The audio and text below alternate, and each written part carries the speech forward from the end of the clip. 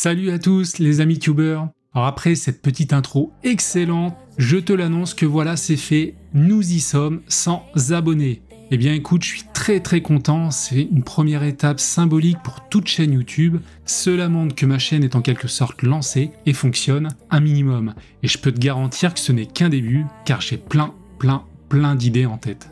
Alors je voulais vraiment vous remercier tous, vous, les 100 premiers abonnés qui me suivent. Beaucoup de gratitude pour vous et un grand merci pour votre soutien, ça me fait vraiment énormément plaisir. Alors cette vidéo ne sera pas très longue et j'ai voulu tester un nouveau format, le podcast avec l'outil Auphonics que j'ai découvert récemment. Tu as un lien dans la description si ça t'intéresse. Alors je trouve personnellement intéressant de tester toujours de nouvelles choses pour progresser. Et dans ce podcast, je vais aborder 2 points. Tout d'abord, un retour sur le processus, les premières étapes depuis la création de ma chaîne jusqu'à aujourd'hui, et je te parlerai après des projets à venir.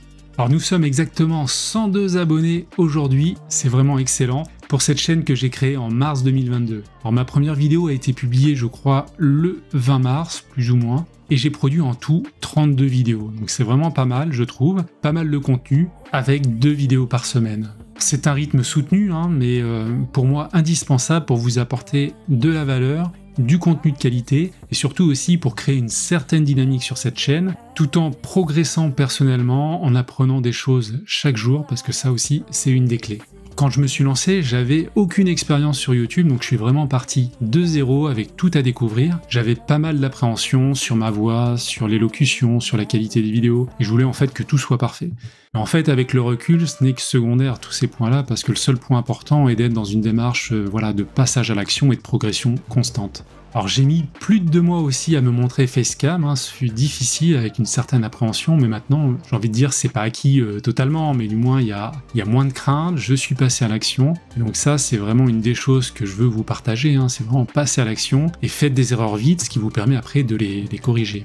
Alors je reviendrai sur toutes mes erreurs dans une prochaine vidéo, je ferai un petit top des grosses erreurs car j'en ai fait vraiment pas mal, donc je sélectionnerai vraiment les meilleures et j'ai perdu du temps clairement avec certains mauvais choix sur certains sujets de vidéo par exemple où j'avais aucune chance, notamment d'un point de vue référencement, mais aussi sur ma thématique de ma chaîne qui était trop large au départ, etc. Donc il y a plein de choses et donc je ferai une petite vidéo sur le sujet. Et puis d'un point de vue de la motivation, de l'envie, ça a toujours été là, j'avais une grosse motivation depuis le début, même si cela fut difficile à un moment car il y a eu beaucoup d'investissements sur les premières semaines, mais très peu de résultats dans les 2 premiers mois. J'ai eu vraiment un gros coup de mou fin mai. Bon, je pense que tout youtubeur est un peu dans ce cas-là, on est dans un tunnel au départ, et personnellement, moi au bout de 2 mois, je stagnais autour des 20 abonnés, et donc c'était vraiment pas évident, je me demandais ce qui se passait. Puis au final, sur le dernier mois, là, sur le mois de juin notamment, j'ai pris 80 abonnés, tout en continuant en fait à publier de la même manière, sur la même périodicité. J'ai fait quand même un petit peu de pub ciblée, alors bien sûr pas de la pub payante, mais j'ai mis en valeur mes vidéos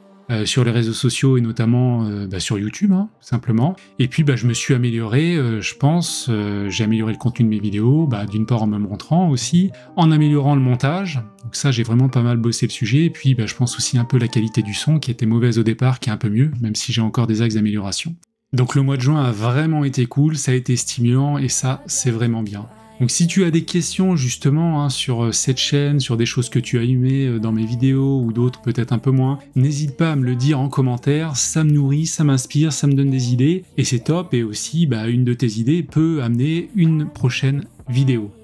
Donc maintenant on va passer à la seconde partie où je voulais te parler de mes objectifs. Déjà, l'idée va être de prendre les étapes les unes après les autres. La prochaine grosse étape sera les 500 abonnés, puis les 1000. Alors j'espère en fin d'année, c'est peut-être ambitieux, mais en gardant le rythme, en progressant, je pense que c'est tout à fait possible. Donc ambitieux oui, mais irréalisable non, bien sûr. Donc on va garder le même rythme de publication avec 2 vidéos par semaine, mis à part peut-être 1 ou 2 semaines cet été où il n'y aura qu'une vidéo. L'idée reste de faire 100 vidéos sur l'année, ce qui permettra de voir un petit peu au bout d'un an, de faire un bon petit bilan sur la chaîne et de ce qui a marché et de ce qui n'a pas marché. Alors vis-à-vis des vidéos et en préparant ce podcast, j'ai noté 3 axes d'amélioration, je pense. Bon, le premier, ce sera les miniatures. Effectivement, là, je dois améliorer les choses. Autant, je pense, maîtriser globalement tout ce qui est la partie mots-clés, tags et titres. Mais sur les miniatures, je dois vraiment bosser le sujet, car je trouve que j'ai un taux de clic pas très bon, les stats me le montrent. Et voilà, donc il faut que je travaille le sujet. Je vais aussi rajouter ma photo sur les miniatures parce que c'est pas le cas jusqu'à présent, il faut vraiment que je le fasse. Ça, c'est le premier point. Le deuxième axe, ce sera de travailler la structure des vidéos, travailler l'intro, l'accroche, l'écriture des scripts pour avoir des vidéos un petit peu plus intéressantes et captivantes en fait, pour vraiment garder les viewers, les spectateurs le plus longtemps possible. Et le troisième point, ça sera avoir des vidéos plus dynamiques en bossant là encore plus sur le montage, peut-être aussi sur ma voix pour avoir plus de pêche, améliorer l'élocution, peut-être aussi l'improvisation, car je scripte quand même pas mal à ce jour et à mon avis un petit peu trop.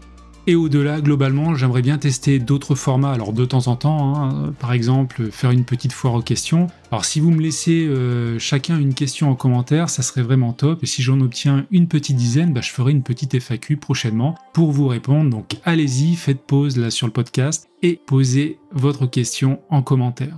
Alors je pense aussi faire de temps en temps des reviews de chaînes, ça m'intéresse énormément pour mes projets futurs.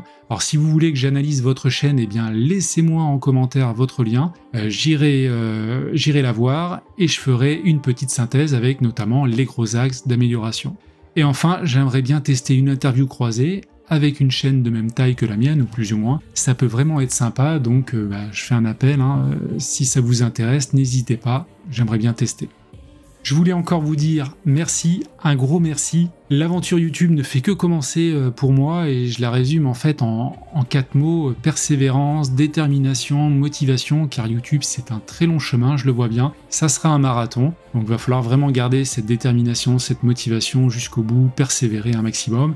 Et j'ajoute un quatrième mot qui est pour moi essentiel, c'est la progression. Car c'est en s'améliorant, en progressant chaque jour, en se formant, en apprenant qu'on avance et qu'obligatoirement on réussit.